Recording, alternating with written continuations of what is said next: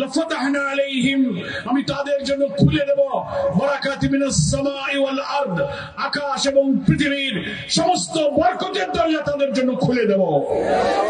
আমরা নৌকা মার্কা দেখেছি, আমরা লাঙ্গল দেখেছি, আমরা ধানের শীষ দেখেছি। 54 বছরের প্রত্যেকটি শাসনে আমাদের নেতৃবৃন্দ এই মোটর শোভাযাত্রা যাওয়ার ঘোষণা দেবেন, তার আগে আমি 2-4টি কথা বলতে চাই। প্রথম কথা হলো, আমাদের এই মোটর শোভাযাত্রার মধ্য দিয়ে আমরা নির্বাচনী এলাকার ভোটারদের কাছে, জনগণের কাছে মেসেজ দিতে চাই যে আমরা একটি নতুন বাংলাদেশ গড়তে চাই। সেই বাংলাদেশ গড়ার জন্য স্বাধীনতার 54 বছরে যারা দেশ শাসন করেছেন, অনেক দল, অনেক মার্কার নির্বাচন আমরা দেখেছি, আমাদেরই ভাই বন্ধুরা সেই সব দলে ভোট করেছেন, নির্বাচন করেছেন। কি বলেন? আমরা নৌকা মার্কা দেখেছি, আমরা লাঙ্গল দেখেছি, আমরা ধানের শীষ দেখেছি। 54 বছরের প্রত্যেকটি শাসনে রাষ্ট্রে দুর্নীতি হয়েছে, সন্ত্রাস হয়েছে, ভিন্নমতকে দমন করা হয়েছে, লুটপাট হয়েছে, ক্ষুধা, দারিদ্র, অন্ন, বস্ত্র, বাসস্থানের সমস্যার সমাধান হয়নি। অন্নহীনের, বস্ত্রহীনের কান্না আজও থামেনি। আমরা বিশ্বাস করি মানব রচিত কোন মতবাদ দিয়ে রাষ্ট্র চালালে মানুষের জীবনে কোনদিন শান্তি আসতে পারে না। আল্লাহ তাআলা কোরআন মাজিদে বলেছেন, আউযু বিল্লাহি মিনাশ শাইতানির রাজীম, বিসমিল্লাহির রহমানির রহিম, ওয়ালাউ আন্না আহলাল কুরা আমানু ওয়াত্তাকাউ লাফাতাহনা আলাইহিম বারাকাতিন মিনাস সামাই ওয়াল আরদ। কোন জনপদের মানুষ যদি আল্লাহকে বিশ্বাস করে প্রত্যেকটি কাজে তাকে ভয় করে জবাবদিহিতার জন্য রাষ্ট্র পরিচালনা করতে পারে, আল্লাহ ওয়াদা করছেন লাফাতাহনা আলাইহিম, আমি তাদের জন্য খুলে দেব বারাকাতিন মিনাস সামাই ওয়াল আরদ, আকাশ এবং পৃথিবীর সমস্ত বরকতের দরজা তাদের জন্য খুলে দেব।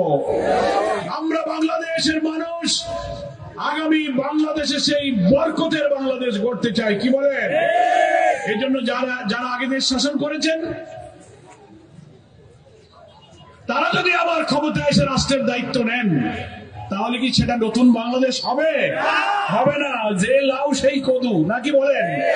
পরিবর্তন মানে হচ্ছে আমরা সবকিছুকে বদলে দিতে চাই।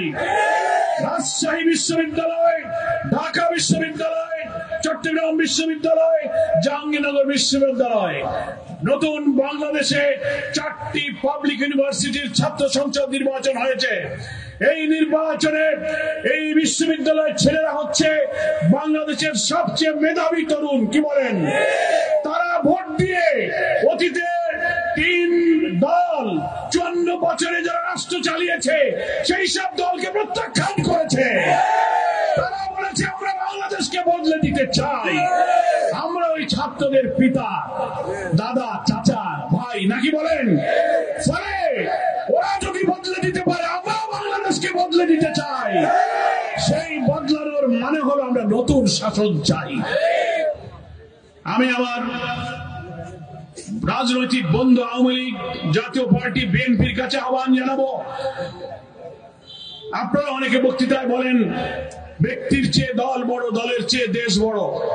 আসেন দলের স্বার্থের ঊর্ধ্বে উঠে একটা বার আমরা যারা বলি সৃষ্টিকর্তার আইন হলো সবচেয়ে ইনসাফপূর্ণ আইন, এখানে মানুষের কোনো কর্তৃত্ব থাকে না।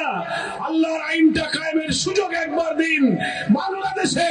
এই কারণে গ্রামে গঞ্জে, শহরে নগরে দাঁড়িপাল্লার জোয়ার উঠেছে।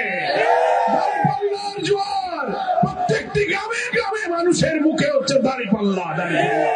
রিক্সাওয়ালা, দোকানদার, হকার, শ্রমিক, দিনমজুরকে যদি প্রশ্ন করা হয় এবার তোমরা কোথায় ভোট দেবে, ওরা জবাব দিচ্ছে আমরা আগে সব ভোট দেখেছি, আমাদের ভাগ্যের বদলে হয়নি, আমরা এবার দাঁড়িপাল্লায় ভোট দেবো। সেই দাঁড়িপাল্লার বিজয় ঠেকানোর জন্য আমাদের অনেক বন্ধুরা এখন পাগল হয়ে গেছে, নাকি বলেন? অস্থির হয়ে গেছে। এখন টাকার খেলা চলতেছে। অবৈধ টাকা, দুর্নীতির বস্তা ভরা টাকা নিয়ে গরিব মানুষকে বিভ্রান্ত করে, লোভ দিয়ে, ভয় দিয়ে, জোর করে তাদেরকে থেকে সরাবার চেষ্টা করছে। আমরা বলতে চাই, এই কালো টাকায় মানুষ বিবেক বিক্রি করবে না। টাকায় হাট বাজারে গরু ছাগল হাঁস মুরগি কেনা যায়, মানুষের বিবেককে কেনা যায় না, চরিত্রকে কখনো কেনা যায় না। আমি ডুমুরিয়া, ফুলতলা, বটিয়াঘাটা, খুলনার চারিদিকের বিবেকবান মানুষকে বলবো, যারা কারো টাকায় আপনাকে বিরিয়ানি প্যাকেট দেবে, টাকার বান্ডিল দিয়ে দলে টানতে চেষ্টা করবে, বুঝবেন এটা অসৎ উদ্দেশ্য আছে। আমরা তো পত্রিকার অনলাইনে দেখতে পাচ্ছি, সেই দলের লোকেরাই বক্তৃতা করে বলছে মনোনয়ন আনার জন্য 100 কোটি টাকা খরচ হয়েছে। কি শুনছেন না? এবং সেই দলের লোকেরাই বলছে 100 কোটি টাকা দিয়ে একজন মনোনয়ন আনছেন, জিতে যাওয়ার পরে 1000 কোটি টাকা আগে উঠাবে। তো আপনারা কি এই কারণে দুর্নীতির সুযোগ কি দেবেন? প্রশ্ন আসে না। এই জন্য আমার বন্ধুদের বলি, টাকা পয়সাগুলো এতিমখানা মসজিদ মাদ্রাসা দান করে দেন, ভোট কেনার জন্য টাকা খরচ করার দরকার নাই। হিন্দু ভাইরা আমার, খুলনা, ডুমুরিয়া, ফুলতলা, বটিয়াঘাটা, দাকব শহর, দৌলতপুর, খালিশপুর, আরংঘাটা অসংখ্য হাজার হাজার লক্ষ লক্ষ হিন্দু ভাইরা আমার আছেন। এবার হিন্দু ভাইরাও জেগে উঠেছে দাঁড়িপাল্লার স্লোগান নিয়ে। তারা বুঝেছে মানুষের আইন দেখেছি, সৃষ্টিকর্তার আইন, আর চরিত্রবান নেতা আসলেই হিন্দুরা বলছে আমরা সবচেয়ে নিরাপদ থাকবো। কি বলেন? আপনারা আমাদের সাথে থাকুন, বিপদে আপদে দুঃখে আমরা আপনাদের পাশে থাকবো ইনশাআল্লাহ। যারা ডিসিআর কেটেছে, ঘের দখল করেছে, বাড়ি দখল করেছে, মন্দির ভেঙেছে, তারা হচ্ছে ওই সব দলের লোক যাদেরকে আপনারা অতীতে ভোট দিয়েছেন। এবার আপনারা দাঁড়িপাল্লায় ভোট দিয়ে দেখুন, সবচেয়ে নিরাপদ শান্তিতে আপনারা বসবাস করতে পারবেন ইনশাআল্লাহ। আমার প্রিয় ভাইরা, প্রশাসনকে আমি নিরপেক্ষ থাকতে বলবো। এই খুলনার প্রত্যেক থানার যারা ওসি আছেন, এসপি আছেন, ডিআইজি আছেন, জেলা প্রশাসন আছেন, সেনাবাহিনীর কমান্ডিং অফিসার যারা আছেন, আগামী নির্বাচন স্বচ্ছ নিরপেক্ষ করার জন্য আমরা সরকারের কাছে ব্যাপকভাবে দাবি করেছি। ইলেকশন কমিশনে আমরা অনেক পরামর্শ দিয়ে এসেছি। এবারের নির্বাচন যদি 14, 18, 24-এর মতো নির্বাচন হয়, জাতির ভাগ্যে দুর্ভোগ নেমে আসবে। ভোট কেন্দ্রগুলো পাহারা দেবেন, ভোটারদের জন্য ভয় ভীতি, কালো টাকা দিয়ে প্রচন্ড চাপ সৃষ্টি করা না হয়, প্রত্যেক দল এবং প্রার্থী সমান সুযোগ দিয়ে যেন নির্বাচনী কাজ করতে পারে। ডুমুরিয়া, ফুলতলা, খুলনা, বটিয়াঘাটা, দেখো প্রত্যেকটি জায়গার ওসিরা নিরপেক্ষ দায়িত্ব পালন করবেন। তা না হলে মনে রাখবেন, আগে যারা দলের পক্ষে কাজ করেছে সেই ওসি, পুলিশ, এসপিরা সব পালিয়ে গেছে। তারা এখন ট্রাইব্যুনালে হাজির।